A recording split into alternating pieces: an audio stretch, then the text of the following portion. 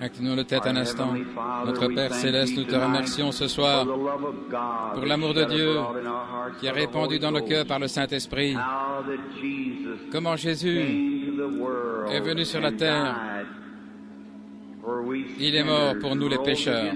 Il est ressuscité le troisième jour selon nos Écritures et est assis à la droite de sa majesté divine, vivant pour intercéder sur base de notre confession.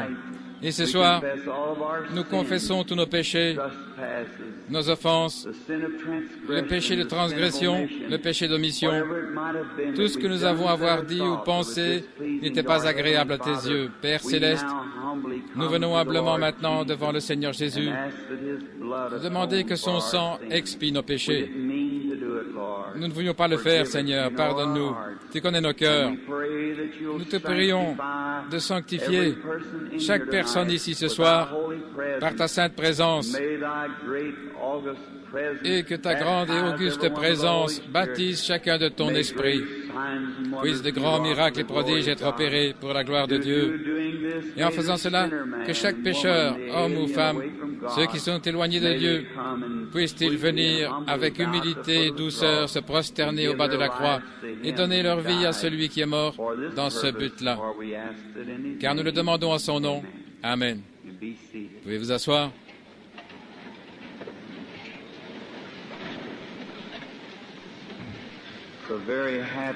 Nous sommes très heureux d'être de retour ce soir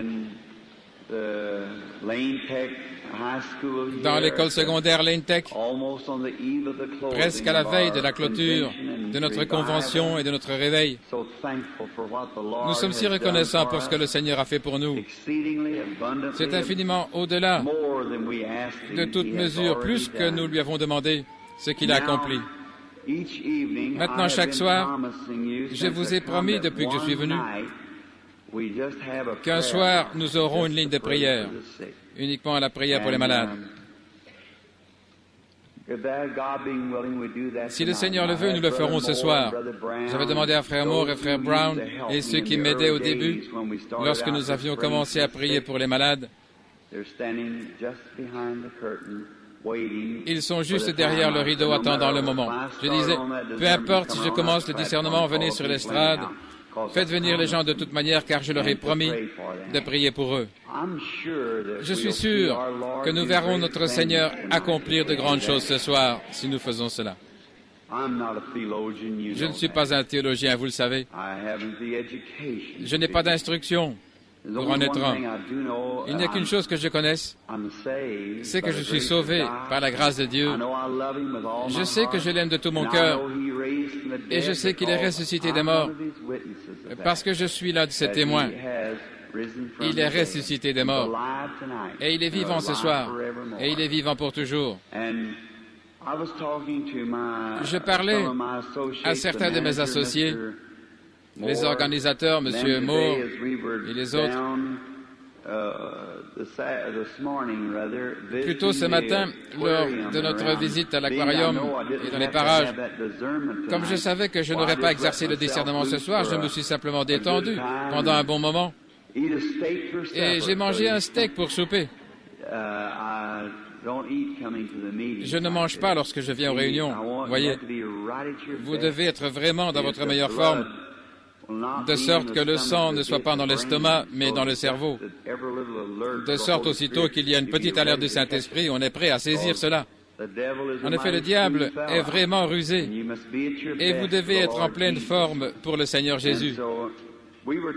Ainsi, nous parlions ce matin, et ils ont dit, « Cela ne vous ferait-il pas du bien de sortir, vous détendre ?» Et j'ai dit, « Oh là là, c'est merveilleux. » Et nous avons rencontré un petit frère, là, venant de Géorgie, avec qui nous avions eu des réunions, frère Palmer, un frère très bien. Nous l'avions rencontré ainsi que d'autres ministres dans la salle des aquariums ce matin. Et nous étions très contents. Je pensais que j'allais en attraper un dehors une fois de plus lorsque je suis venu au musée. Oh là là, quelle a été ma légitime indignation quand je suis entré là. Un homme, il y a 25 millions d'années, Où donc étaient Adam et Ève à ce moment-là? C'est vraiment du non-sens. C'est le diable, absolument. J'ai dit, je voudrais me rendre là et choisir un sujet et leur dire de venir ce soir à l'Intech, nous allons redresser ça. Cette histoire est fausse. C'est dommage que nos enfants aient à passer par là et voir de telles sottises. C'est absolument un mensonge. Il n'y a pas la moindre vérité. L'homme n'est pas venu sur la terre jusqu'à il y a 6000 ans, lorsque Dieu forma le premier homme, Adam et Ève. C'est vrai. Ces choses-là n'existent pas. Descendez d'une grenouille ou quelque chose comme un singe ou quelque chose comme ça. C'est un mensonge et pas un seul mot n'est vrai. C'est le diable dans les derniers jours. C'est juste comme on me l'a appris qu'avant Moïse, avant Caïn, lorsque Dieu allait former la semence du juste au travers de Caïn, voyez-vous comment le diable agit pour arrêter cela du temps de Moïse? Il a noyé les enfants pour se saisir de cet élu de Dieu qui venait du temps de Christ. Il a fait tuer tous les enfants de 2 ans et moins pour essayer d'arrêter cela. C'est l'un des trucs de Satan aujourd'hui pour briser la foi de la jeune génération. Une pareille sottise. Darwin? Non, monsieur. Je ne crois à aucune de ces éthiques. Tout est faux. J'aimerais prendre la place de William Jennings Bryan à ce sujet pendant un instant. Il a tort, absolument tort. S'il a raison, alors Dieu a tort. Donc ceci est la vérité, ici même la vérité. La dernière fois où j'étais là, ils m'ont fait sortir, car il y avait une foule là-bas et je me suis assurément trouvé un bon sujet et je me suis vraiment mis au travail là-dessus. Ainsi, je ne crois pas, tout simplement. Si quelque chose est correct, c'est correct. Si c'est faux, c'est faux. Et cette chose est une malédiction pour le pays. Ainsi, je ne crois pas que pareille chose ait existé. Je ne crois pas que l'être humain descend d'une éponge ou du singe ou quoi que ce soit. Dieu a formé l'homme à son image et cela règle la question. N'est-ce pas drôle la façon dont toutes ces histoires fictives ont commencé? Oui. La vérité est plus étrange que la fiction, n'est-ce pas? C'est vrai. Il n'y a pas longtemps, j'étais en Suisse. Et on m'a appris dans les manuels scolaires que Guillaume Tell avait tiré une pomme posée sur la tête de son fils. Vous avez lu cette histoire? Lorsque je suis arrivé là, c'est un mensonge. Ça n'est jamais arrivé. Rien dans l'histoire ne l'affirme. C'est une histoire fictive. C'est de la fiction. Une fois en France, je me rendais à une certaine église, Frère Moore et moi, et nous montions et le guide nous racontait tout. Oh, sur cette église, il y a là des images des Huguenots. Cela étaient nos frères, ils avaient le Saint-Esprit. Ils avaient des signes et des miracles. Là où ils ont été massacrés dans les rues, nous avons gravi la colline. Nous avons là été au sommet de la colline. Nous sommes arrivés tout près d'une église. C'est un péché mortel de parler tout haut, là au sommet de la colline. Alors il s'est mis à raconter une histoire là-dessus. Un homme, il y a quelques années, on pense qu'il était un saint. Il a pris part à une bataille d'une façon ou l'autre et il fut décapité. Alors il décida tout simplement de ne pas mourir là. Il a pris sa tête, l'a mise sous le bras et marcha environ 8 kilomètres. En gravissant la colline, là il est mort et c'est pourquoi on a construit cette église. Et on s'attend à ce que des gens civilisés croient ça. J'ai carrément parlé tout haut, et c'est étonnant qu'on ne m'a pas chassé. J'ai dit, c'est seulement par la foi, n'est-ce pas? J'aimerais vous dire que ma foi est trop faible pour croire cela. Je ne crois pas ça. Non, non. Oh non. Je crois simplement la Bible et ça règle la question. Ce que la Bible dit est la vérité. C'est juste tout ce qu'il en est. C'est ce dont je vis. Je voudrais en mourir et les autres qui sont morts sont partis au ciel par cela. C'est là donc que je voudrais aller. Nous en tenons donc uniquement à cette vieille histoire. Il est merveilleux, n'est-ce pas? Maintenant, ce soir, je vais juste parler un instant pour continuer notre histoire concernant l'Exode des enfants d'Israël. Ensuite, nous allons faire rapidement venir les gens qui ont des cartes de prière et prier pour eux. Et je crois que Dieu les guérira. Combien ici même? Faites voir ma main. Je voudrais vérifier quelque chose. Merci. Je vous aime aussi de tout mon cœur. Je voudrais vous demander quelque chose. Et j'ai toujours évité la pensée même de quelque chose appartenant aux êtres humains ou de n'importe quoi qui soit rattaché aux êtres humains, qui serait quelque chose divinement ou J'ai évité cela. Vous devez faire attention. Même la moindre petite chose. Alors quelque chose commence et ça se termine par un isme. J'ai essayé de garder cela aussi clair que possible et pur dans l'humble ministère que le Seigneur m'a donné. Mais je me demande, voici ce qui a toujours achoppé ma foi sans cesse. Je me souviens ici à Zion City et à beaucoup d'endroits, j'ai observé non seulement les gens qui venaient pour que l'on prie pour eux, mais je faisais très attention à ce que l'ange du Seigneur me disait. Il m'a d'abord parlé, et je n'en faisais jamais mention. Je n'avais jamais étudié quelque chose sur la guérison divine, ni quoi que ce soit dans la Bible. Mais il a dit, « Tu es né pour prier pour les malades, pour porter un don de guérison divine. » Frère Baxter a attiré mon attention un jour, il a dit, « Frère Branham, apportez ce message avec révérence. Faites exactement ce qu'il vous a dit de faire. » Et il m'a dit que les gens ne me croiraient pas. Il m'a dit alors ces autres choses. Eh bien, les gens, je leur ai présenté le signe au lieu de prier pour les malades. J'ai remarqué que pendant ce temps, comment le Saint-Esprit, savez-vous qu'il y a des choses que nous devons faire, que Dieu ne peut pas faire, à moins que nous les fassions? Saviez-vous cela? Le ministère, regardez. Nous sommes les sarments, il est le cep. Mais le cep ne peut pas porter les fruits, ce sont les sarments qui portent les fruits. Est-ce vrai? Maintenant, il donne l'énergie, mais c'est à nous de faire le travail. Vous voyez ce que je veux dire? Le Saint-Esprit est ici ce soir, comme vous le voyez chaque soir, il vous connaît, mais le seul moyen qu'il a pour parler, c'est par nous.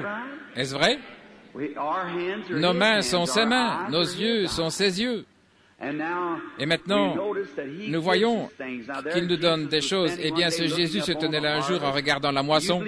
Croyez-vous qu'il était le Seigneur de la moisson? Il regardait la moisson et il a dit, « Priez le maître de la moisson, afin qu'il envoie des ouvriers dans sa moisson, car la moisson est mûre et il y a peu d'ouvriers. » Autrement dit, demandez-moi de faire ce que je sais qui devrait être fait. Il ne pouvait pas le faire, à moins qu'il lui ait demandé de le faire. Je n'oublierai pas, il n'y a pas longtemps, cette personne qui est peut-être assise ici, ce soir. Je me rappelle, j'étais là, à Zion City. Y a-t-il quelqu'un qui a assisté à la réunion? À Zion City? Très bien, vous pouvez probablement vous en souvenir.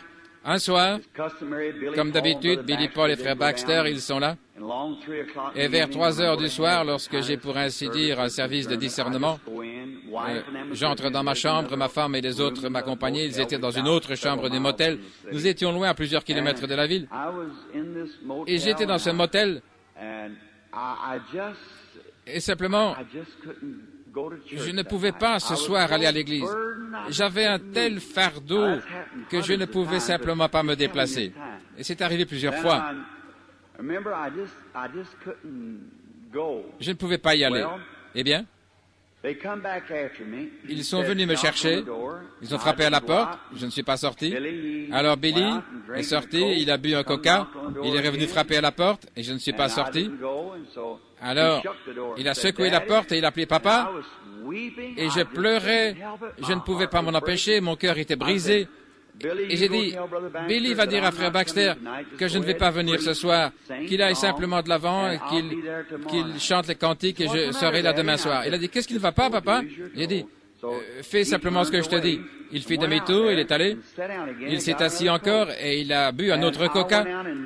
Je me suis incliné, je me suis agenouillé là sur la chaise, à côté de la chaise et j'ai dit, oh Dieu, aie pitié de moi. Que puis-je faire? J'ai dit, qu'est-ce que j'ai fait? Y a-t-il quelque chose de faux quelque part? Alors j'ai entendu quelqu'un qui parlait juste à la porte. On dirait qu'il parlait en allemand ou quelque chose. Il parlait vraiment vite. Je me suis relevé, je me suis dit, où est cette personne? Qui est-ce? Il n'y a personne ici que je sache. On dirait que c'était juste à côté de moi, à la porte. Je me suis relevé, soulagé, j'ai commencé à me diriger vers la porte et j'allais franchir cette porte et avant que j'arrive là, je me suis rendu compte que c'était moi qui parlais. Je m'étais vraiment abandonné. J'étais là, comme nous le disons, accroupi sur le plancher, là, agenouillé là, et cela cessa de parler. Et lorsque ça cessait de parler, eh bien, Je n'avais jamais encore parlé en langue, sauf une fois dans ma vie, à ce que je sache. Mais c'était parlé dans une langue, je ne savais pas ce que c'était. Ainsi donc, je suis simplement resté calme, et lorsque cela m'a quitté, j'ai senti comme si je pouvais traverser une troupe et sauter au-dessus d'une muraille. Je ne m'étais jamais senti si bien toute ma vie. Je suis allé à la porte, j'ai regardé partout et Billy était en train de s'éloigner à bord du véhicule. Et j'ai crié, je lui ai dit, attends un instant. Il est revenu, il a dit, papa, qu'est-ce qui se passe avec toi? Pourquoi est-ce que tu pleurais? J'ai dit, je serai prêt dans une minute. Je me suis vite lavé le visage, je suis monté dans le véhicule et nous sommes partis. Et il n'a plus rien dit tout le long du chemin. Nous sommes entrés, frère Baxter était au piano en train de chanter, descendu de sa gloire. Nous sommes entrés et j'ai commencé à prêcher un petit peu et je me suis mis à parler. J'ai rendu témoignage là au fond et je ne savais pas ce que c'était. On m'a apporté un témoignage. Et il y avait une femme qui vivait là tout près de Twin City et qui avait la tuberculose. Elle avait été alitée depuis des années, elle avait une hémorragie. Le docteur lui avait dit environ 4 mois avant que si jamais elle avait une autre hémorragie, le pire arriverait. Ainsi donc, l'ambulance ne pouvait pas courir le risque de l'emmener. Certains saints avaient aménagé l'arrière du véhicule et lui avaient préparé une place afin qu'elle s'étende là et il la transportait. Elle avait lu mon livre. Et en route, il se faisait tard ce soir. Elle était couchée là. Et un brusque mouvement du véhicule, un grand flot de sang a jailli. Elle avait simplement commencé à saigner et à s'affaiblir de plus en plus. Et elle ne voulait pas mourir dans la voiture, alors on a arrêté l'auto et on l'a placée dehors sur l'herbe, bien à plat, et tous les saints l'ont entourée, ils priaient pour elle. Et tout à coup, le sang s'est arrêté, elle s'est mise sur ses pieds, elle a couru sur la route dans tous les sens. Elle ne comprenait pas ce qui était arrivé, elle était parfaitement normale. Elle est entrée là, au fond, témoignant, j'ai vérifié ça, et c'était au même moment où cette femme se mourait que cela a parlé par moi, le Saint-Esprit intercédant en faveur de cette femme qui était là, mourante. Oh, voyez-vous ce que je veux dire? Le Saint-Esprit. Rappelez-vous l'histoire de l'opossum hier soir? La prière pour les malades. Comment cela a de l'effet? La prière de la foi guérira le malade. Plusieurs fois, par la vision, il est venu et il m'a amené à prier pour des gens. C'est la raison pour laquelle je pense qu'en n'accordant pas aux gens l'occasion de venir pour que l'on prie pour eux, eh bien, cela a empêché beaucoup de choses. Ainsi donc, je vais essayer de commencer à faire cela, même si je dois consacrer certaines soirées à la réunion dans ce but. Que le Seigneur vous bénisse richement, soyez en prière. Nous allons lire une petite portion de la parole de Dieu, car nous savons que sa parole ne faillira pas. La mienne faillira, la vôtre faillira. Nous pouvons nous donner des rendez-vous et des promesses que nous espérons tenir, mais parfois nous ne pouvons pas les tenir. Mais lui ne donne jamais une promesse sans pouvoir la tenir. Il accomplira toujours sa parole. Nous allons maintenant dans Nombre, chapitre 13, et au verset 30, nous lisons ceci. Et Caleb fit taire le peuple devant Moïse et dit, « Montons directement et prenons possession du pays, car nous sommes bien capables de le faire. » Que le Seigneur ajoute ses bénédictions à sa parole. Hier soir, et les 2 dernières soirées, nous avons enseigné une petite session sur le livre de l'Exode, l'appel au peuple de Dieu à sortir. En effet, nous croyons que c'est essentiel en ce jour. Je me rappelle, il y a quelques années, j'ai passé 1 an et 6 mois dans mon église à enseigner le livre de l'Exode. Et un jour, j'ai passé 2 ans sur Job, et je me rappelle avoir gardé Job sur le tas de cendres pendant environ 4 semaines. Chaque dimanche, Job était sur le tas de cendres. Quelle belle histoire! Dieu qui traitait avec son sein. Et combien nous passons par ces situations, la détresse, et nous savons où aller. Et je poursuivais au point culminant, et une sœur bien-aimée, que son cœur soit béni, elle a dit, « Frère Branham, j'apprécie chaque minute, mais quand allez-vous relever Job de son tas de cendres? » Oh là là! Eh bien, Dieu l'en a relevé par une victoire. Maintenant, j'aime ces vieilles pépites, pas vous? Et je vous le dis, nous avons une année durant bien prospecté dans le livre de l'Exode, extrayant chaque joyau de ce livre d'Exode pour le faire luire. Nous avons vu que chaque joyau n'était qu'un fragment de cette pierre principale de l'angle. Cela pointait vers le Seigneur Jésus. Et en lui demeure la plénitude de la divinité corporellement. Toute notre rédemption, notre salut, notre joie, notre paix, toute notre guérison, tout ce dont nous avons besoin se trouve en Jésus-Christ. En lui, nous pouvons tous être bénis ensemble. Remarquez, nous avions d'abord pensé, en prenant le sujet de ce livre de l'Exode, nous avons trouvé trois puissances principales. La puissance de Satan, 1. La puissance de Dieu, 2. Et la puissance de la foi. Et nous avons vu que Satan commence toujours par déployer sa puissance, toujours le premier. Observez ces petites choses lorsqu'elles surgissent et commencent en premier. Vous connaissez les champignons, comme ils poussent en une nuit et meurent le jour suivant. Et un vieux chêne met du temps à pousser, mais il est bien enraciné, enfoncé sous terre lorsqu'il pousse. Ainsi, le diable fait toujours sa petite démonstration. Et alors là, observez. Il essaye d'arrêter l'œuvre de Dieu. Chaque fois, il fera cela. Et il est toujours le même diable.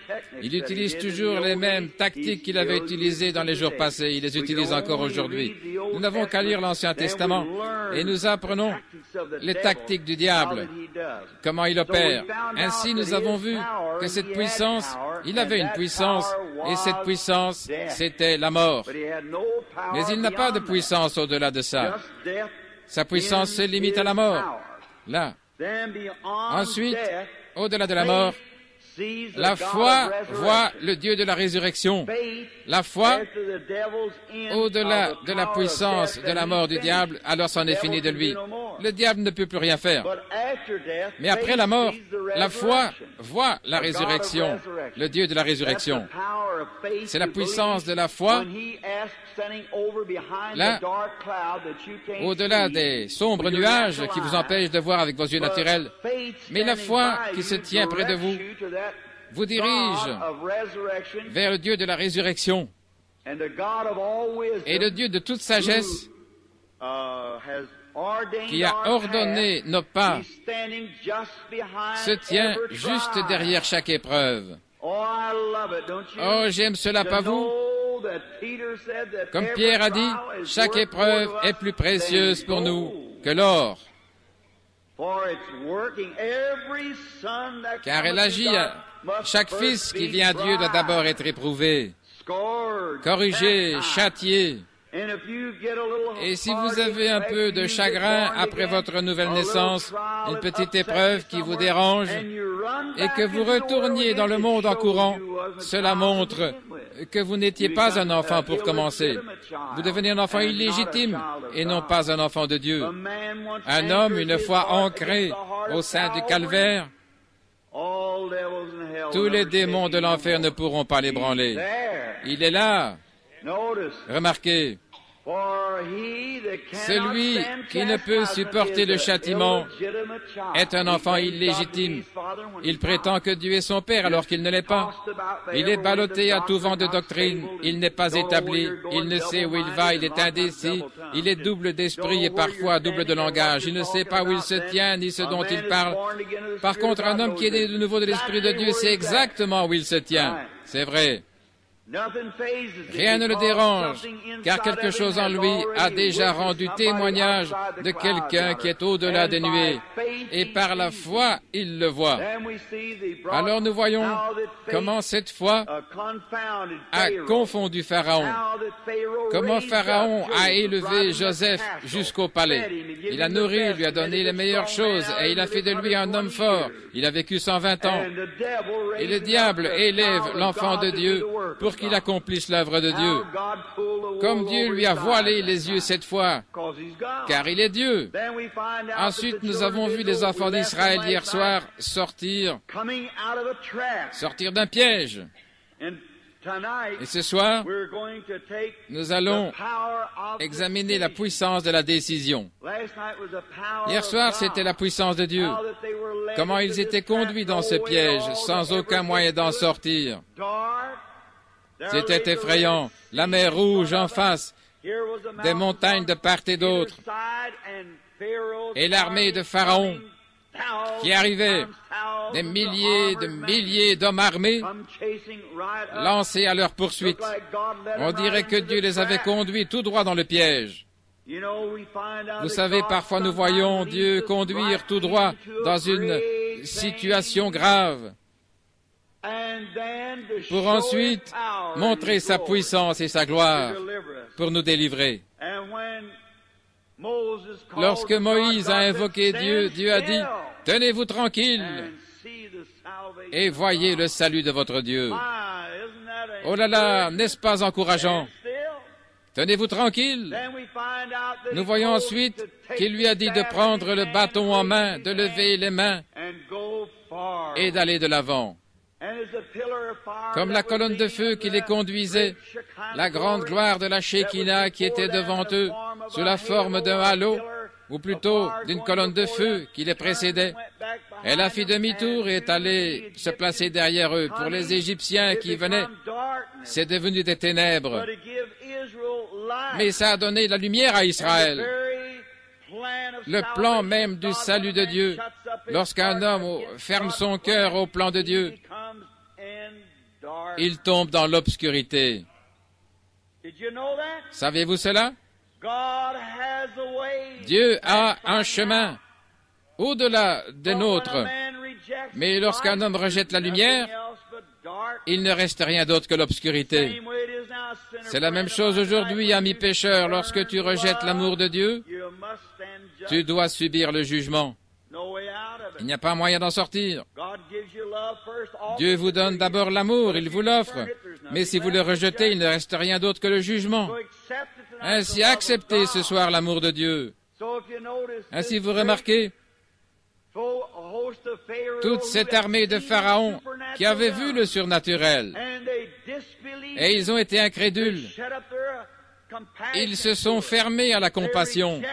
Ils l'ont rejeté. Et ils ont même commencé à tuer ceux par qui Dieu avait agi. Un beau type de ce qui va se passer ici en Amérique de ces jours. C'est vrai. Le programme même auquel ils cherchent à coller toutes sortes d'étiquettes depuis des années, les traitant de fous, de saints exaltés, toutes sortes de noms, ils se privent de la lumière. Mais grâce soit rendue à Dieu, la grande colonne de feu continue à conduire son Église. Laissez-les tranquilles, a dit Jésus. Si un aveugle conduit un autre aveugle, ils tomberont tous les deux dans la fosse. La même lumière qui a frayé un chemin pour Israël a aveuglé les yeux de Pharaon. Les mêmes eaux de jugement qui avaient noyé le monde entier ont sauvé Noé et sa famille, ce prédicateur de justice. Le même Saint-Esprit dont il se moque et se raille, la puissance de guérison divine emportera l'Église dans l'enlèvement un jour et vous laissera ici pour passer par le jugement. Amen. Pensez-y. Quel jour ce sera après avoir rejeté la miséricorde? Jésus a dit, ils diront, donnez-nous un peu de votre huile, allez en acheter. Pendant qu'ils allaient, essayant de prier pour être exaucés, l'époux vint. Et il y eut des pleurs, des gémissements et des graissements de dents. Ne soyez pas dans cette foule-là. Venez, marchez dans la lumière, comme il est dans la lumière. Et vous avez communion les uns avec les autres, alors que le sang de Jésus-Christ, le Fils de Dieu, nous purifie de tout péché. Il nous donne communion les uns avec les autres. C'est alors que les méthodistes peuvent vraiment serrer la main aux baptistes. Vous savez, j'aime cette vieille religion à l'ancienne mode. Pas vous? Elle vous fait aimer tout le monde. Savez-vous ce que ça fera? Cela fera amener quelqu'un en salopette à entourer de ses bras quelqu'un en smoking et à l'appeler frère. Certainement. Amen. Cela amènera une dame qui est en robe de soie à s'asseoir à côté de celle qui est en calicot et à l'entourer de ses bras et l'appeler sœur. Cela détruit certainement les murs de séparation et cela nous rend tous les mêmes en Jésus-Christ. Amen. Alors nous avons communion les uns avec les autres, pendant que le sang de Jésus-Christ, le Fils de Dieu, continue de nous purifier de toute injustice, alors que nous marchons et vivons dans la présence du Roi, sous la gloire de la Shekinah du Seigneur Jésus, où la verge d'Aaron avait bourgeonné. Amen. On avait mis la verge d'Aaron là, une branche morte d'amandier. Mais lorsqu'elle est passée sous la gloire de la Shekinah, tout ce qu'elle avait été a été restauré. Il en est de même du pécheur lorsqu'il passe sous la gloire de la Shekinah du Saint-Esprit et que le voile tombe derrière lui. Tout ce qu'il est censé être, la qualité de fils de Dieu, bourgeonne en lui à nouveau. Amen. Rappelez-vous, c'est en une nuit que cela avait bourgeonné, fleuri et donné des amandes. Les fruits de l'esprit, l'amour, la joie, la longanimité, la bonté, la gentillesse, la patience. C'est ce qu'il nous faut pour entrer dans cette troisième étape, entrer dans la gloire de la Shekinah, là où cette petite lumière sacrée était suspendue au-dessus du trône de miséricorde. C'est l'endroit où demeurer, là où la manne, le pot de manne était placé dans l'arche. C'est le lieu où vivre. Les rideaux sont tombés derrière vous, là dans le parvis extérieur où se tenaient les justifiés. Il y avait la lumière du soleil, parfois nous avons cela, la lumière du soleil, et toutes sortes de lumières. Parfois il faisait sombre, parfois clair, parfois du clair obscur, ce n'était pas très net. Puis on entrait dans le deuxième voile. C'est là que Martin Luther a prêché la justification. Wesley a prêché la sanctification, le deuxième voile là où l'autel sanctifiait les vases. Une maison à 3 pièces. La première, là où vous entrez dans la cuisine, vous n'habitez qu'une maison à 3 pièces. Vous dites, la mienne en a 10, eh bien, vous en avez en supplément. Vous n'avez qu'une maison à 3 pièces et ce n'est qu'uniquement là que vous vivez la cuisine, la salle de séjour et la chambre à coucher. Vous mangez dans la cuisine, vous avez communion dans la salle de séjour et vous vous reposez dans la chambre à coucher. Amen. C'est là que l'Église est arrivée. Elle est passée par Martin Luther, le juste vivra par la foi. Wesley, la communion, la sanctification, la purification. Et maintenant nous sommes dans le baptême du Saint-Esprit, le repos. Je vous donnerai du repos pour vos âmes. Lorsqu'un homme passait derrière le voile intérieur, le deuxième voile, il était caché du monde. Les rideaux retombaient autour de lui. Et lorsque nous pouvons nous perdre en Jésus-Christ, peu importe notre dénomination, ces choses ne nous dérangent plus. Vous êtes simplement perdus en Christ. Peu importe ce que les gens racontent, vous êtes perdus en Christ. Amen. C'est là que la gloire de la Shekinah, que la lumière, le halo, cette petite boule de feu qui va derrière l'autel, descendait et se plaçait sur le trône de miséricorde, là où se trouvait le sang. Et là, cette lumière éclairait la pièce. Maintenant, la lumière du parvis, c'était le firmament. La lumière derrière le premier voile, c'était des lampes. Parfois, elles fumaient et s'éteignaient. C'est ainsi qu'il en est d'un homme qui va de réveil en réveil, s'il n'a qu'une vie d'église avec une petite aspersion de temps en temps. Il est tout enflammé au moment du réveil, mais quelques semaines après, et si on ne commence pas un autre réveil, il décline tout enfumé. Voyez.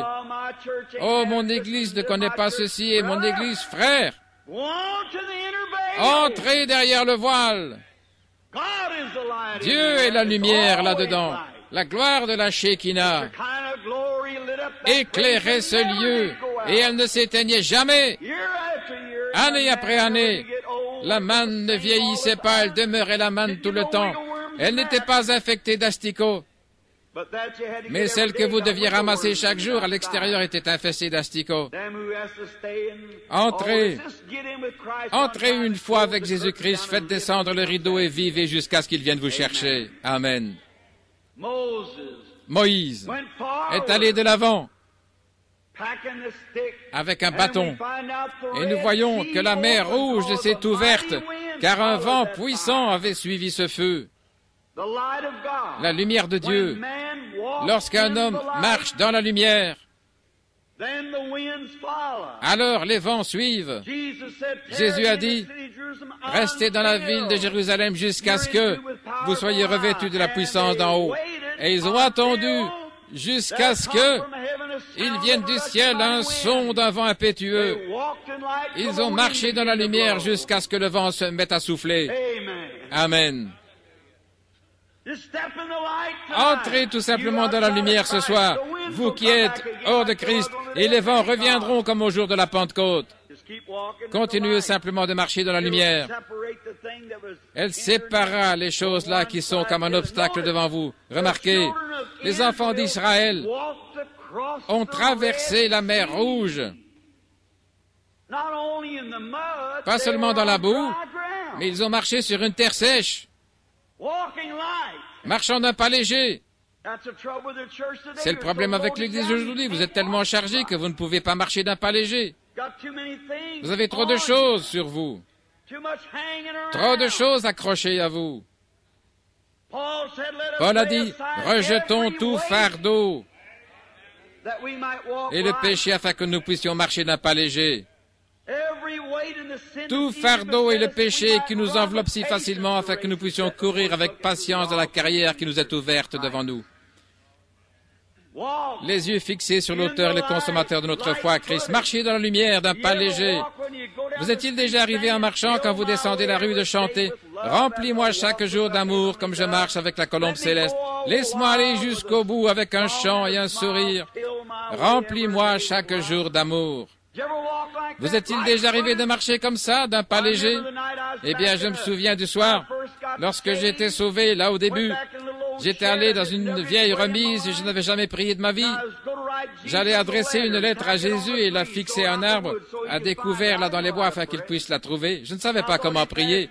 Je me suis dit qu'il passerait peut-être là, près de cet arbre, et que j'allais lui dire dans cette lettre combien j'étais un sale type et combien j'étais ignoble et indigne.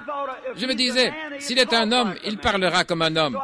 Aussi, je ne savais comment parler, je me suis agenouillé sur un vieux sac de toile, là, dans une vieille remise humide, et j'ai commencé à dire, « Monsieur Jésus, voudriez-vous venir juste une minute, je voudrais vous parler. » Mais il est venu! C'est la chose essentielle.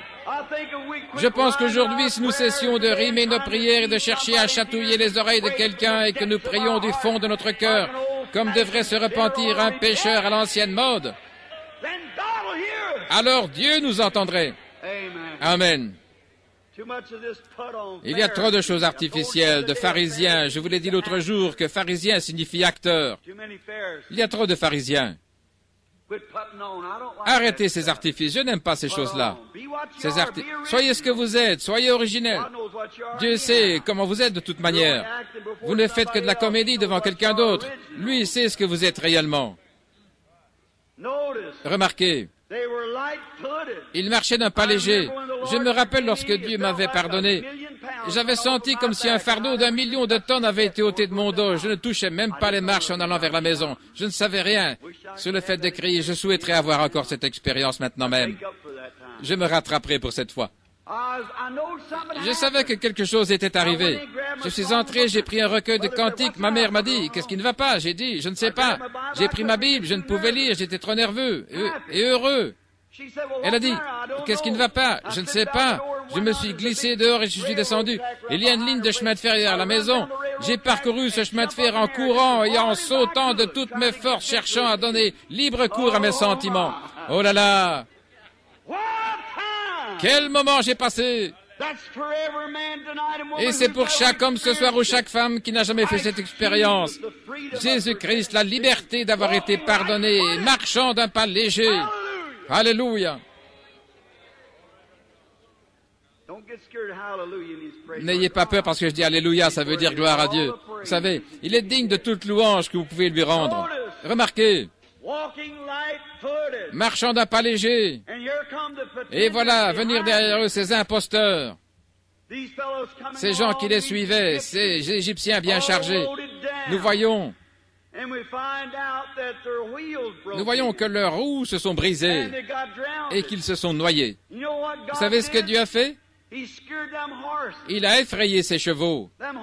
Ces chevaux savaient qu'ils faisaient quelque chose de mal. Ils portaient une bande de pécheurs sur ce chemin. Pourquoi n'avons-nous même pas un sens comme les chevaux? Ils savaient qu'ils agissaient mal. Il y a autrefois un vieux mulet qui portait un prophète rétrograde. Il a été effrayé par l'ange. Il voyait l'ange, Balaam. Ces chevaux savaient qu'ils agissaient mal, et la Bible le dit, et ça rend la chose vraie si c'est la Bible qui le dit. La Bible dit qu'il a effrayé les chevaux de Pharaon. Ils avaient déjà fait une grande distance, et ils ne se rendaient pas compte, mais les chevaux en savaient mieux. Et le même chemin qui avait permis à Israël de passer en suivant la lumière et en suivant Dieu, et qui les avait amenés à la victoire parfaite, tua les agresseurs égyptiens et les noya. Oh, je crois qu'ils passèrent par là dans l'esprit. Vous savez, c'est là le problème de l'Église aujourd'hui. Elle n'entre pas assez dans l'esprit. Nous restons trop en nous-mêmes. Oh là là, si seulement vous pouviez sortir de vous-même assez longtemps. Vous dites, vous savez, notre Église, nous avons notre train-train, notre routine. Qui se soucie de votre routine? Je souhaiterais que vous sortiez de votre routine là assez longtemps pour être sauvés de toute manière. Soyez sauvés. Sortez de la routine. Nous ne nous soucions pas de la routine. Entrez dans l'esprit, alors vous verrez les choses s'accomplir. Une fois, un vieux prophète était tout agité parce que quelqu'un était allé le voir. Ce n'était pas correct de sa part de venir. Il était un peu indigné. Et vous savez ce qu'il a fait? Avant que l'esprit vienne sur lui, il a dû chanter quelques bons vieux cantiques spirituels. Alors il est entré dans l'esprit. Il a commencé à voir des choses. Il a eu des visions. Je vous le dis, frère, la vie paraîtra bien différente lorsque l'Église entrera dans l'esprit. C'est vrai. En sortant de vous-même, de la routine. Amen. Rejetez ces fardeaux. Vous vous occupez de sociétés, de clubs et qui aura son dîner la semaine prochaine pour savoir ce que vous devez faire. Rejetez toutes ces choses. Consacrez du temps à vous répandre sincèrement à l'ancienne mode devant le Seigneur Jésus-Christ jusqu'à ce que le Saint-Esprit se déverse dans votre âme. Vous serez hors de vous. Peut-être que vous pourrez rencontrer Jésus si vous sortez une fois de vous-même. Amen. Vous ne pouvez pas être en même temps, être en vous-même et en Jésus. Vous découvrirez que vous êtes vous-même, votre pire ennemi. Si je peux écarter William Branham du chemin, Jésus pourra passer un temps merveilleux. Mais il faut le mettre hors du chemin. Voyez-vous, ils se sont mis à traverser d'un pas léger, se sentant merveilleusement bien. Pourquoi? Ils suivaient la colonne de feu. Dieu allait devant eux. Et lorsqu'il a frayé un chemin dans la mer Rouge, et que la mer s'est dressée comme un mur, lorsqu'ils sont arrivés de l'autre côté et qu'ils ont gagné la terre ferme, ils ont regardé tout autour. Après que l'Esprit les eut quittés, ils ont vu ce qui s'était passé. Ils furent excités. Ils furent si excités que Moïse leva les mains et se mit à chanter dans l'Esprit. Et Myriam, sa sœur, la prophétesse, qui était une célébrité là de la foule. Amen. Elle était si émue qu'elle a pris un tambourin et a commencé à jouer du tambourin et à danser. Les filles d'Israël l'ont suivi là sur le rivage, battant du tambourin et en dansant.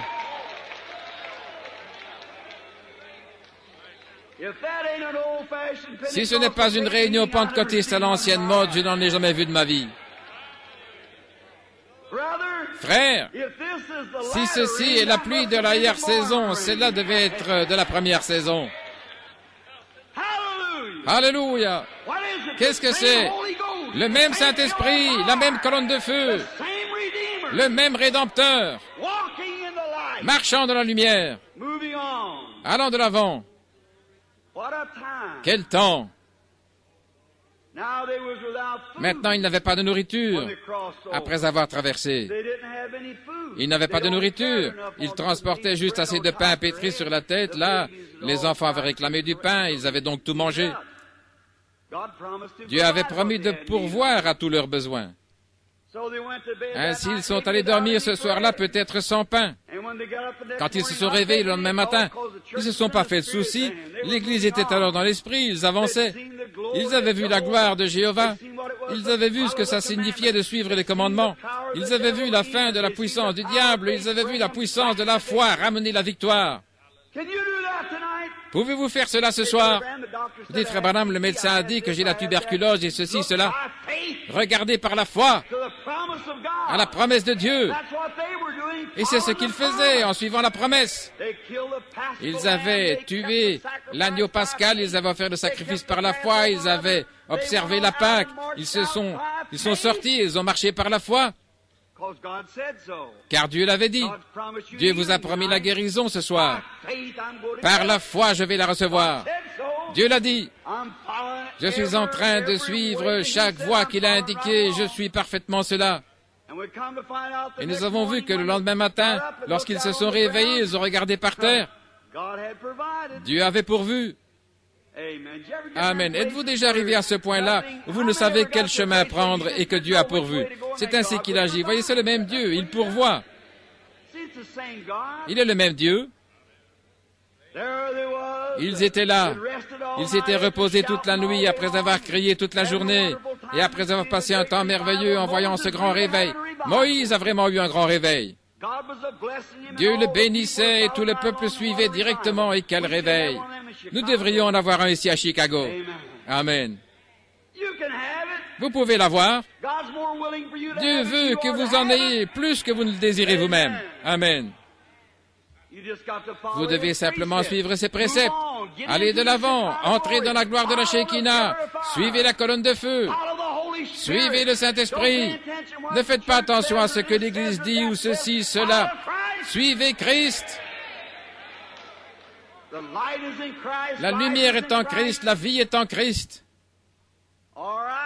Très bien, remarquez. Et ils étaient le lendemain matin, ils avaient des petites gaufrettes partout par terre.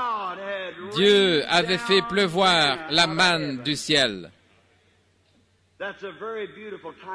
C'est un très beau type de Christ, descendant du ciel pour mourir sur la terre, pour périr sur la terre afin de secourir ceux qui périssaient. Il était céleste, il est devenu terrestre afin de rendre le terrestre céleste. Avez-vous déjà pensé à ça? Christ est devenu moi afin que je devienne lui. Oh là là! Ça devrait secouer le cœur d'un infidèle, si jamais il considère ça. Christ devenant péché, un sacrifice expiatoire. Lui qui n'a pas connu le péché, néanmoins il est devenu péché, afin que par la justice de sa vie, moi, pécheur, je puisse être racheté et que je me tienne à ses côtés, à sa ressemblance. Frère, c'est ça. C'est cela l'amour de Dieu. Remarquez, c'est un type de Christ. La main était là par terre, elle tombait afin de soutenir les gens dans leur marche. Maintenant, c'étaient des pèlerins. Oui, ils étaient des pèlerins. Ils étaient sortis d'Égypte, voyageant vers la terre promise, mais ils n'étaient ni en Égypte, ni dans la terre promise. Ainsi, ils étaient des pèlerins. Il en est de même pour l'Église ce soir. Nous sommes des pèlerins. Nous sommes sortis de l'Égypte et nous sommes en route vers la gloire. Ainsi, nous ne sommes ni en Égypte, ni dans la gloire, mais nous sommes des pèlerins et Dieu est avec nous, pourvoyant à tous nos besoins, envoyant Christ pour soutenir l'Église pendant que nous avançons. C'est un type du Saint-Esprit. Remarquez, maintenant Moïse a fabriqué un grand pot d'or. Il est allé là ramasser plusieurs grands pots, il a mis cela dans le Saint des Saints pour conserver cela comme un mémorial pour toutes les générations afin que quiconque entre comme sacrificateur puisse prendre une bouchée de cette manne originelle qui était tombée là au commencement. C'était un mémorial, afin que les générations qui viendraient après eux tout au cours du voyage, jusqu'à ce qu'ils atteignent le pays promis, ce grand pot de manne ne s'est jamais vidé. Ils en prenaient une poignée, et le lendemain matin, la même poignée était là. Elle ne s'est jamais épuisée, elle était là tout le temps, afin que chaque personne qui devenait un sacrificateur pour Dieu puisse avoir une bouchée de cette manne pendant le pèlerinage. Maintenant, c'est un type du Saint-Esprit. Moïse, en allant de l'Égypte à ce désert, sur son chemin vers la terre promise, c'est le type même de l'Église sortant du monde, se séparant du monde pendant son déplacement dans le désert, poursuivant le chemin vers le millénium. C'est parfait. Ça doit être. Et maintenant, Dieu les a conduits dans le naturel parce qu'ils étaient dans le désert. Et il les a conduits dans le naturel.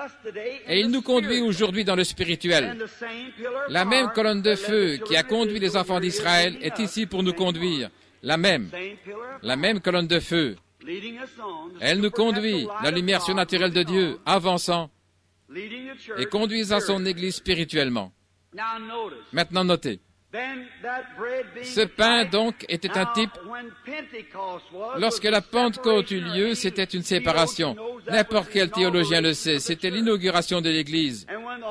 Et lorsque le Saint-Esprit est venu des cieux, comme un puissant vent impétueux qui a rempli toute la maison où ils étaient, ils sont sortis dans la rue, parlant en langue, en différentes langues. Ils se comportaient comme une bande d'hommes ivres. Et beaucoup disaient, ces hommes sont pleins de vin nouveau. Mais Pierre s'est levé et a dit, vous, hommes de Jérusalem, vous qui habitez en Judée, sachez ceci, écoutez mes paroles. Ces gens ne sont pas ivres comme vous le pensez, car c'est la 3e heure du jour. Mais c'est ça. Et si ceci n'est pas ça, je vais garder ceci jusqu'à ce que ça arrive. Je me contente de ceci, je crois que c'est ça. Je crois que c'est cela. Et lorsqu'ils ont vu la hardiesse de ces hommes, qui ne pouvaient même pas lire leur nom, et la prédication de Pierre, la Bible dit qu'il était ignorant et illettré. Mais à voir sa prédication, ce puissant guerrier du Saint-Esprit, ils ont dit, « Hommes, frères, que pouvons-nous faire pour être sauvés ?»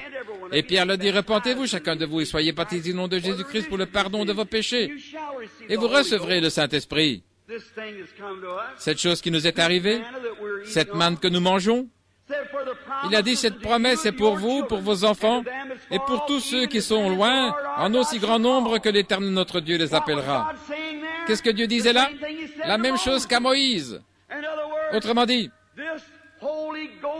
cette manne du Saint-Esprit qui a commencé à tomber à la Pentecôte était pour soutenir l'Église.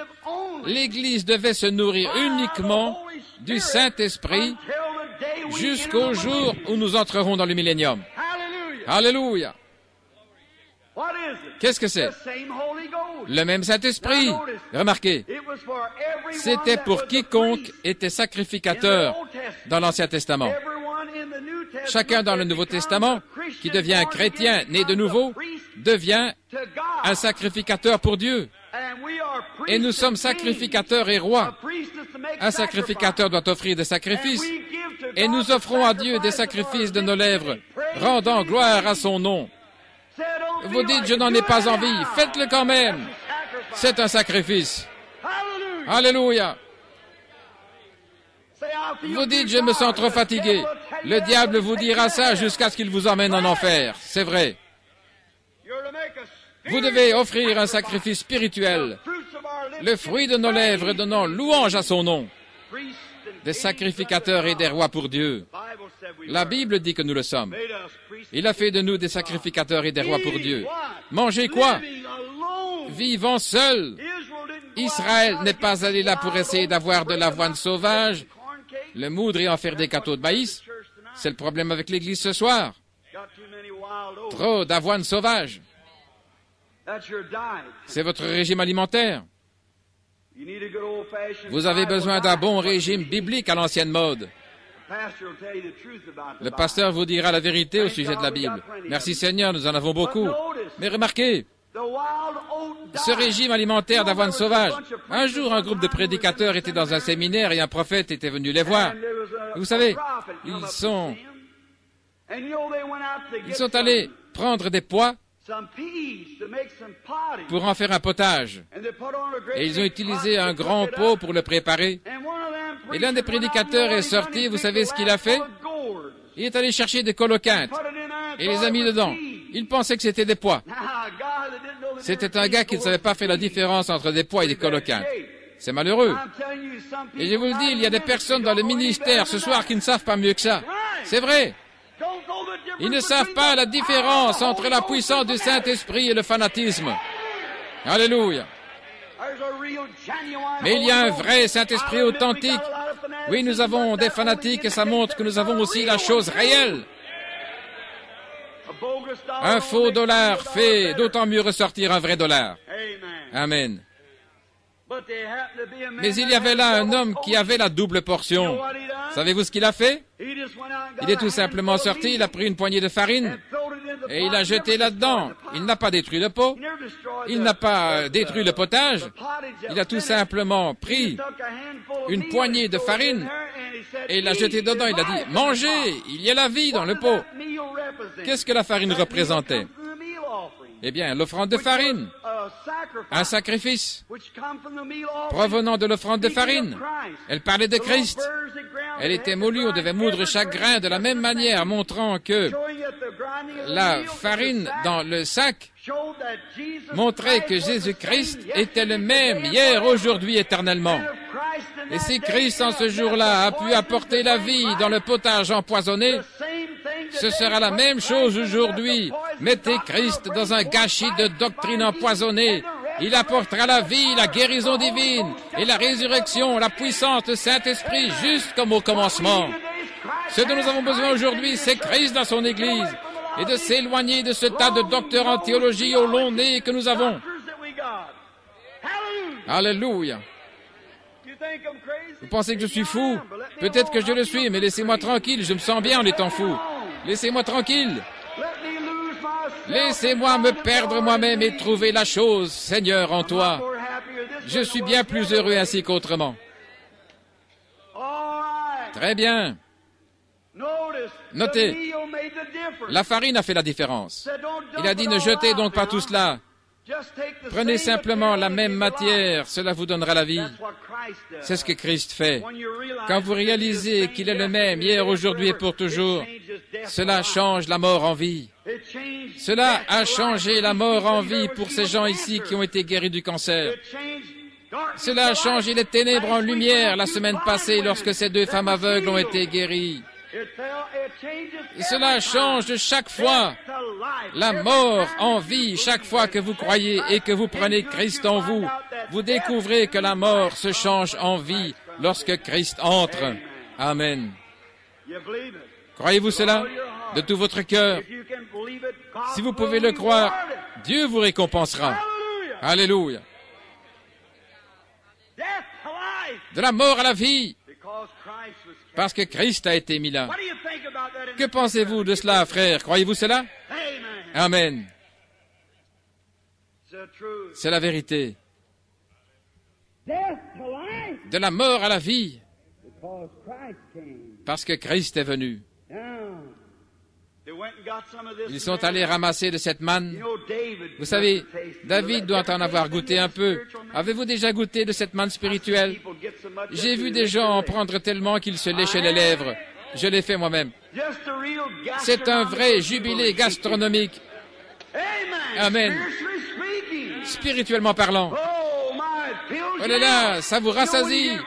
Vous savez, quand vous êtes faible et que vous prenez un bon repas, comment vous vous sentez? Quelqu'un peut aller voir le médecin. Docteur, je suis malade et je me sens faible. Et il lui demande, quel est le problème? Je ne sais pas, il lui posera des questions d'ordre physique. Eh bien, tout est en ordre. Quand avez-vous pris votre dernier repas? Oh, j'ai mangé un biscuit avant-hier. Frère, vous avez tout simplement faim. C'est le problème avec l'Église aujourd'hui, c'est l'anémie. Parce qu'ils ne prennent pas assez de nourriture spirituelle. S'ils ont la Bible, frère, cela injecte le sang de Christ dans les veines du croyant. La nouvelle vie, la vie vient du sang. Amen. L'état anémique de l'Église, c'est pitoyable. Ils ont des joues pâles. Oh là là. Nous avons besoin d'une transfusion pour nous faire démarrer. Amen. Remarquez cela. David en a parlé. Il en a tellement pris qu'il a dit « Ma coupe déborde ». Oh, j'aime quand ça déborde, pas vous. Il y en a beaucoup qui se tiennent tout près pour en attraper. Vous savez, c'était un berger et il portait un petit sac sur le côté avec du miel. Lorsqu'une brebis tombait malade, on mettait du miel sur un rocher. En effet, il ne voulait pas tellement que la brebis lèche le miel, mais comme elle aime le sucre, il voulait qu'elle consomme le calcaire du rocher, car le limon a des vertus thérapeutiques. Ainsi, il déversait du miel sur le rocher et amenait la brebis malade à lécher le miel. Et en léchant le miel, elle léchait aussi le rocher. Et cela guérissait toujours la brebis malade. Oh frère, nous en avons toute une gibecière pleine de miel ce soir. Amen. Et nous allons placer cela sur Jésus-Christ, pas sur une dénomination. Nous allons placer ça sur Jésus-Christ au lieu convenable. Et vous les brebis malades, mettez-vous à lécher très vite. Et voyez si ça ne vous guérit pas. Cela a le goût du miel sur le rocher. Amen. Ouvrez votre cœur et réjouissez-vous devant Dieu, et vous aurez un peu de ce rocher de temps en temps. Quelle pierre? Le rocher des âges. Alléluia. Oh, combien j'aime ça. Vous demandez rocher des âges? Oui, monsieur. Vais-je marcher, frère Branham, comme les autres? Oui. Marchez dans la lumière. Il vous amènera partout. Vous savez que Dieu, dans la Bible, a dit qu'il les a portés sur des ailes d'aigle. La Bible le dit. Eh bien alors, Israël a dû être porté sur les ailes d'aigle. Pas étonnant qu'il n'ait pas dû marcher dans la boue. Êtes-vous déjà monté sur les ailes d'un aigle pour marcher? Il n'y a pas longtemps, j'étais dans les montagnes. J'étais cow-boy et j'allais souvent dans les montagnes. Et la semaine prochaine, je devrais faire la même chose. Pas tellement pour chasser, mais pour simplement observer la nature. J'aime Dieu et je le vois dans la nature. Vous pouvez le voir dans les étoiles, le coucher du soleil, chaque brin d'herbe, dans le vent. Vous pouvez le voir partout si seulement vous regardez. J'avais des jumelles, c'était au printemps dans les pics Coral, à environ 150 km de Denver, vers la vallée de la rivière Troublesome. Hereford Association, et j'étais là en train de m'occuper du bétail, donner du sel. Je me suis arrêté et j'ai attaché mon cheval, je suis allé m'asseoir en pensant, oh Dieu, regarde-là. Je composais un petit poème. Je composais souvent des poèmes. Je me suis levé et j'ai dit, j'ai la nostalgie de ce lointain nord-ouest, où les ombres tombent derrière la montagne. Je voyais un coyote aux aguets dans la brume mauve, j'entends hurler le loup dans les pâturages et dans un canyon. J'entends gémir un puma dans ces montagnes lointaines de cristal à la frontière de l'Arizona. Oh là, autour de cette sauge pourpre, la nuit, on voit ce feu de camp osciller dans une dimension comme celle-là. On entend le vieux coyote hurler. Je me suis avancé là, j'ai mis du sel, quelques blocs là. J'ai réuni des chevaux, je les ai attachés, je me suis rendu au sommet. J'ai levé les yeux, j'ai vu une scène, je me suis demandé, oh Dieu, tu m'as amené ici juste pour t'adorer. J'avais les mains levées, je tapais du pied. On aurait pensé qu'il y avait un fou là-haut si l'on m'avait vu. Et je passais un bon moment là en me réjouissant dans l'esprit. Vous aimez ça? Être simplement seul avec Dieu. J'ai fait sortir les jumelles de la sacoche là. J'ai entendu un cri là-haut. J'ai regardé et une maman aigle passait un moment terrible avec sa nichée. Elle était très haut là sur les rochers et là où ils font leur nid. Et j'avais des jumelles et je voyais très bien cet aigle. Elle essayait de faire sortir ses petits aiglons. Oh là là, ils étaient dérangés. C'est ainsi que parfois Dieu fait. Il essaye de faire sortir ses aigles. Il pense qu'il est fâché contre eux. Il vous fera monter par ici et par là. Il met quelques épreuves sur votre chemin. Il essaye de vous aider. La vieille mère aigle les a un peu poussés et les a amenés tous sur ses ailes. Et elle a pris son envol. Elle est descendue au bas de la montagne et les a placés là dans de verts pâturages. Là, il a étendu ses ailes et ses petits aiglons se sont agrippés. Ils sont allés là. Ils n'avaient jamais été sur l'herbe auparavant. Et ils ont commencé à gazouiller, courir, faire des plongeons, culbuter les uns sur les autres. Si jamais vous avez vu ces petits oiseaux tout blancs se culbutant, quel jubilé ils avaient en picorant dans l'herbe. J'ai dit, pour moi, ça a l'air d'une réunion du Saint-Esprit de l'ancien temps. Eh bien, c'est ainsi que je le faisais. Il ne se souciait de rien, et la vieille maman aigle a pris son envol et est allée très loin sur un gros rocher escarpé au-delà des crevasses. Et je l'ai vu arranger ses plumes, prendre position et observer. Et ces aiglons étaient là à gazouiller et à se précipiter les uns sur les autres. Je me suis dit, c'est exactement ainsi, une bonne réunion du Saint-Esprit à l'ancienne mode. Ils sautaient ici et là, leurs petites pattes sur cette tendre herbe. Ils n'avaient jamais été là auparavant. Ils étaient restés dans un nid dégoûtant. Si jamais vous avez vu un nid d'aigle, oh là là, c'est une chose horrible, c'est puant avec des vieilles ronces. Je pensais, c'était la même chose, j'étais dans ce monde nauséabond et Jésus m'en a fait sortir un jour. Il a placé mes pieds, alléluia, sur un tapis de gloire. Alléluia. Peu importe ce que les gens pensaient, que ce soit l'archevêque ou qui que ce soit, je passais un bon moment, libre. Je pensais, qu'est-ce qui les rend si libres? Chaque fois, d'un moment à l'autre, ils tournaient leur petite tête, vous savez quoi? Je regardais, ce n'était pas loin de moi, en me servant de mes jumelles, ça les rapprochait. Ils tournaient leur petite tête et regardaient de côté. Je pensais, qu'est-ce qu'ils regardent? Et ils se déchaînaient, gazouillaient, et je pensais, quel jeu ce serait pour un coyote de tomber sur ce groupe-là. Ils ne peuvent pas voler. Leurs ailes sont trop petites. Je pensais, oui, Dieu, je vais essayer de voler, et parfois je fais un faux pas. Mais l'un de ces jours, mes ailes pousseront. C'est vrai, l'Église aura des ailes. Alors j'ai remarqué pourquoi ces petits oiseaux gardaient leur tête tournée d'un côté, leurs petits yeux noirs tournés vers le haut. Ils observaient leur mère, qui était quelque part très haut. Elle observait pour voir s'il n'y avait pas des coyotes, pour voir ce qui allait arriver. Mon cœur a commencé à fondre. Je me disais, oui, notre mère qui nous a mis au monde est aussi, nous a fait sortir du vieux nid du monde. Et il a escaladé les remparts de la gloire. Il est assis là, la majesté divine dans les lieux très hauts. Ses yeux sont sur le passereau et je sais qu'il veille sur moi. Pourquoi me ferais-je du souci? Peu importe le monde, je ne crains aucun mal. Dieu veille sur son héritage. Amen. Tout d'un coup, un orage venant du nord s'est déclenché et un petit coup d'éclair a jailli là comme il venait, c'était au début du mois de juin. Et la vieille aigle a relevé son nez en l'air. Et ils sont vite venus. Elle a poussé un cri, et voici qu'elle est descendue par terre. Elle a déployé ses ailes comme cela. Et elle a lâché un cri. Alors chacun des aiglons connaissait sa position. Oh là là. Ils ont couru chacun vers l'aile. Ils savaient ce que cette aile signifiait, car ils avaient été dessus auparavant. Chaque homme, lorsque le Saint-Esprit arrive à la fin des temps, saura exactement ce que ça signifie. Il a été là auparavant. Alors il a enfoncé ses petites pattes dans les ailes. Il a enfoncé son petit bec et s'est accroché à une plume solide. Et cette vieille mère aigle, avec ses ailes qui frémissaient un peu, elle s'est élevée dans ce vent et s'est dirigée vers le creux qui était dans le rocher. Et le vent soufflait à 80 km/h. Elle est passée au-dessus de ce vent, elle est allée directement dans les rochers pour se mettre à l'abri. Et j'ai dit, oh Dieu bien-aimé, un jour, lors de ce grand jubilé que nous avons, Jésus viendra et nous saisirons les ailes de la croix et nous envolerons pour être en sécurité vers le rocher, pour être en sécurité pour toujours. Alléluia.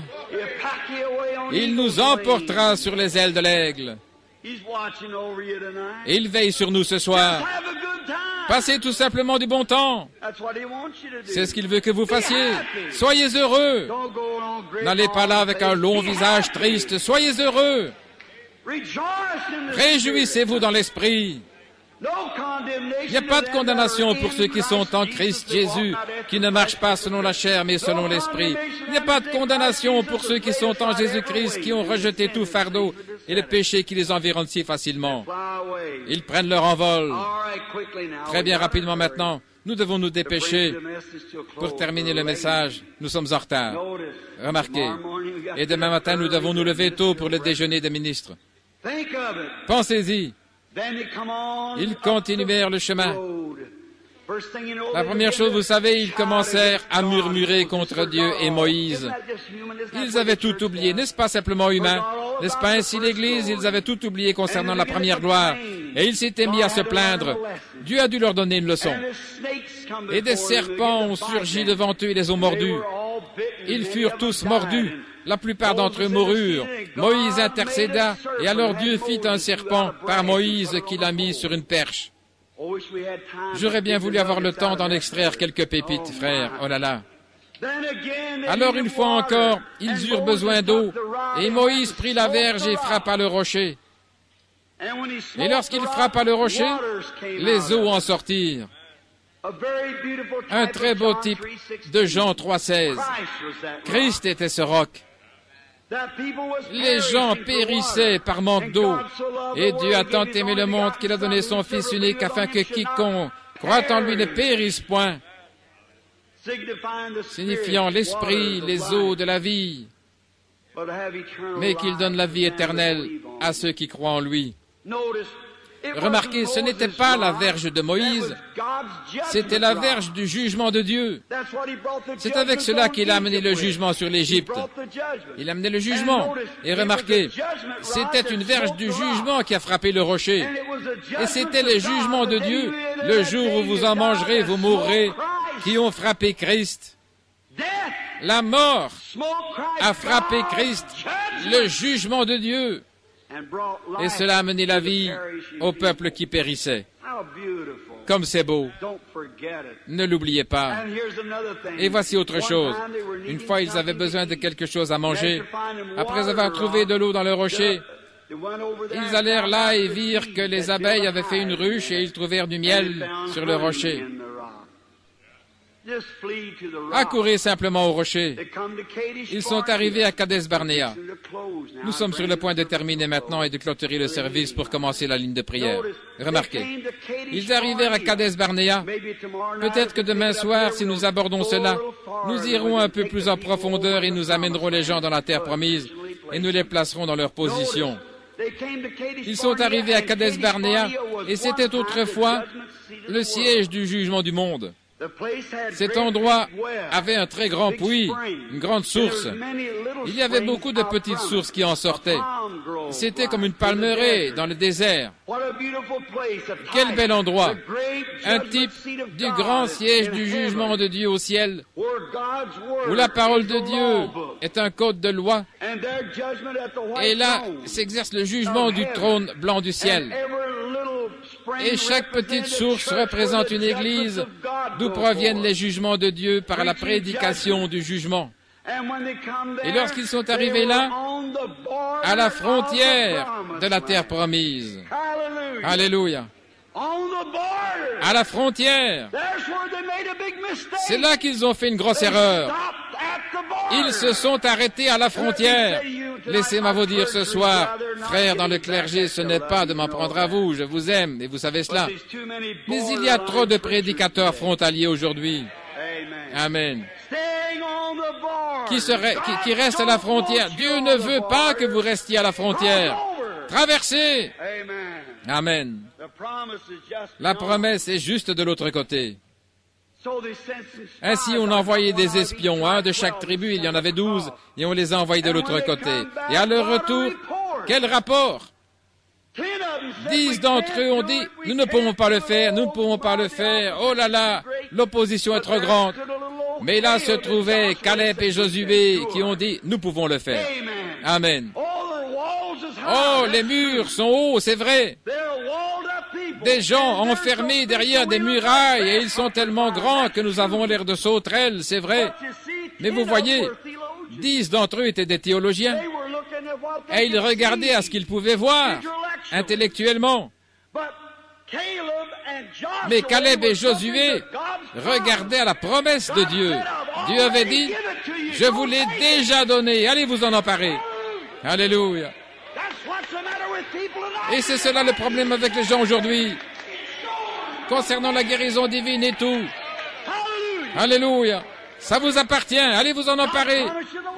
Dieu vous a promis de marcher, frère. Croyez-vous cela? Vous devez vous en emparer. Dieu vous a promis la vie, frère. Croyez-vous cela? Emparez-vous-en. Dieu vous a promis la joie, frère. Le croyez-vous? Emparez-vous-en. Dieu a dit, je vous le donnerai. C'est à vous.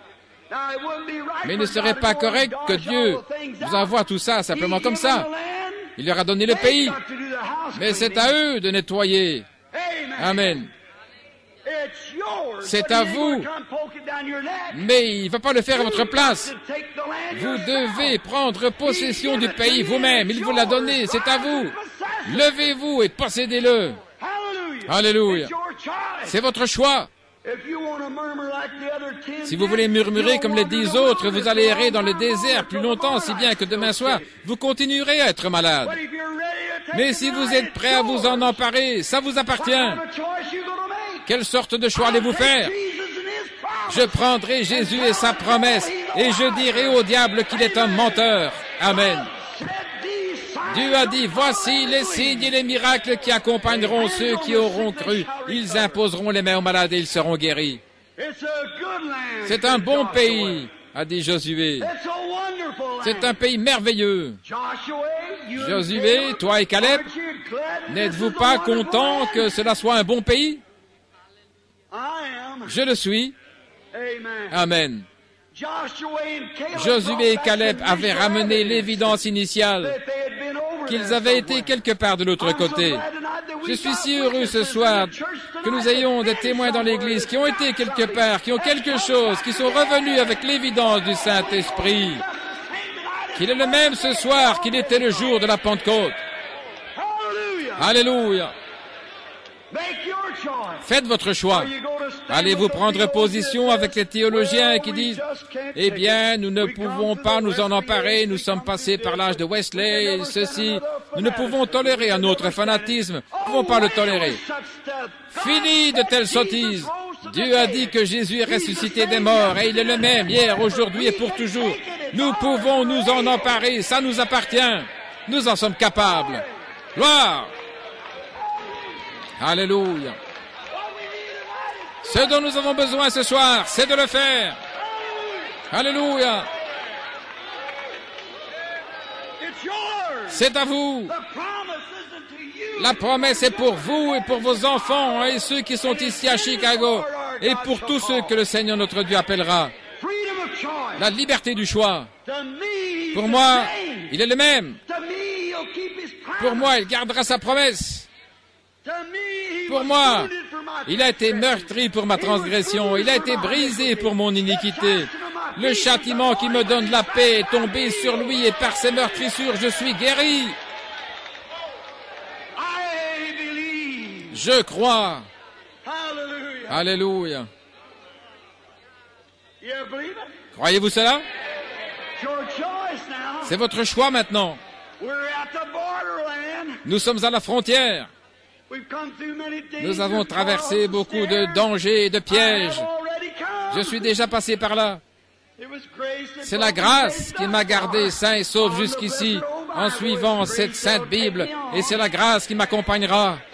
Amen. La promesse, nous sommes à la frontière ce soir. La Bible dit, je souhaite par-dessus tout que tu prospères en bonne santé. C'est à vous. Dieu l'a promis. Et la promesse est tout aussi valable pour vous que pour Israël. Il a dit, je vous ai donné ce pays, j'enverrai mon ange, cette colonne de feu devant vous pour vous conduire vers ce lieu.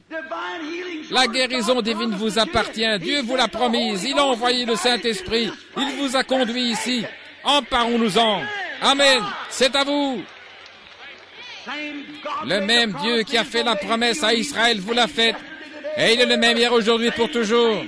Il envoie les mêmes signes, les mêmes prodiges et les mêmes miracles. Maintenant, il ne va pas vous forcer. Il faudra vous en emparer. Et dès que vous le réclamerez, il y aura un vieil Amoréen qui se tiendra là. Bottez-le hors du chemin. Un vieux gars qui dira, attendez une minute, vous êtes excité. Ce vieux gaillard, bottez-le hors du chemin. S'il est petit et qu'il dise, eh bien, votre maman dit, oh, qu'il est vraiment beau, mais il sera comme son papa. Chassez-le. Le pays vous appartient. Eh bien, le docteur un tel peut offrir une belle prière. Ça ne change rien. Dieu donne la promesse. Si l'incrédule est contre la parole de Dieu, mettez-le dehors. La promesse vous appartient. Alléluia. Peu importe combien cela paraît beau et innocent, vous pouvez avoir des clochers, des sanctuaires et dire « Amen » comme un veau en train de mourir, mais ça ne change pas la parole de Dieu. Dieu a dit que nous pouvons nous en emparer. C'est à vous. La promesse est pour nous. Alléluia.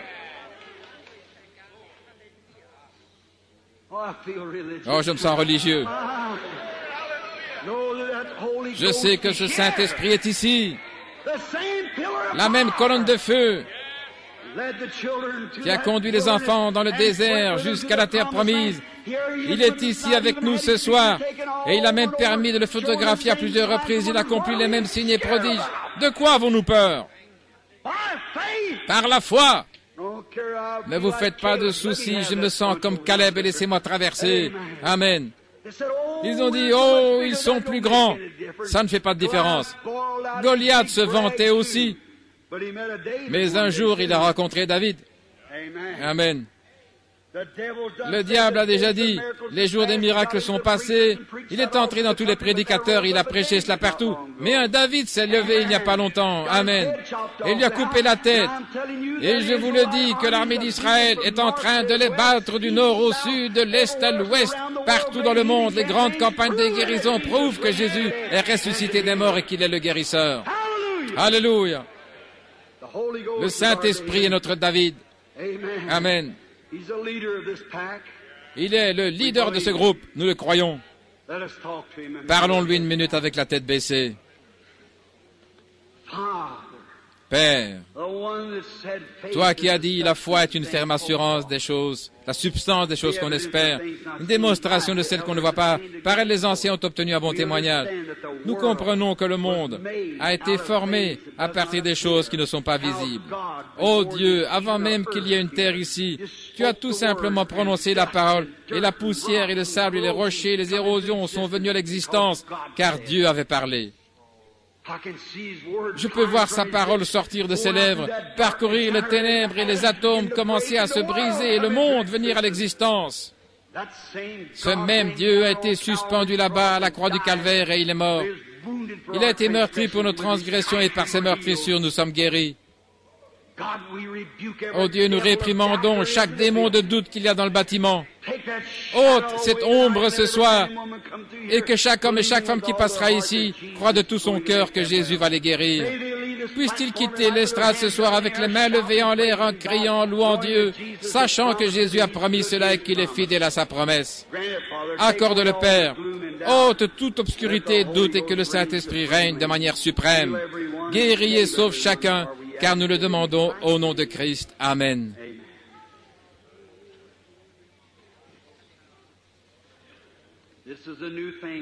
C'est une nouvelle chose ce